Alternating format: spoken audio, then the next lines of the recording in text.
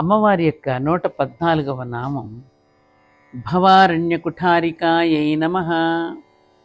భవ అంటే సంసారం అనేది, అరణ్య అంటే అడవికి, కుఠారిక గండ్రగొడ్డలి వంటిది.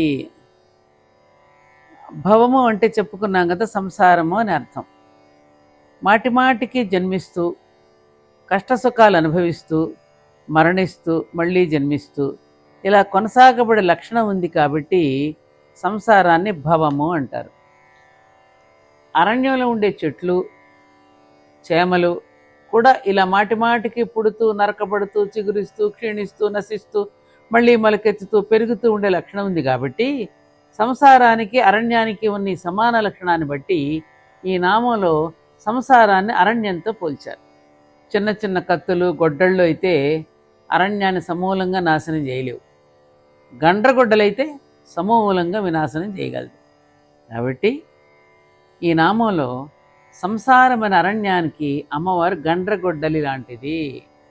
సంసారంలో భౌతికమైన బంధం కన్నా మానసికమైన బంధమే ఇబ్బందులను సృష్టిస్తుంది. భౌతికమైన బంధం కన్నా మానసికమైన బంధమే ఇబ్బందులను సృష్టిస్తుంది. తెగవలసింది ఈ మానసిక బంధమే, దీన్నే భవబంధము అంటారు. ఈ భవబంధ ఛేదనకు ఉపయోగించాల్సిన గొడ్డలి కూడా భౌతికమైంది కాకూడదు. అమ్మవారు జ్ఞానస్వరూపిణి, అందుకని జ్ఞానం అనే గొడ్డలి అన్నమాట. జ్ఞానంతోనే మానసికమైన చిక్కుల్ని విడదీసుకోవచ్చు, అవునా కదా? కాబట్టి భవారణ్యానికి అమ్మవారు జ్ఞానకుఠారిక అని ఈ నామాన్ని సరిగ్గా మనం అర్థం గ్రహించగలగాలి.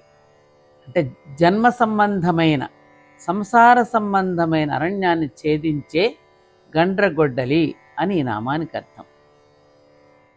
అమ్మవారి యొక్క ఆలయంలో ప్రవేశించినప్పుడు అర్ధమండపంలో నిలబడి ముందుగా గంట మ్రోగించి అమ్మకు నమస్కరిస్తాం. అలాగే అమ్మవారి యొక్క నామాలలో ప్రవేశించే ముందు గంట మ్రోగించండి.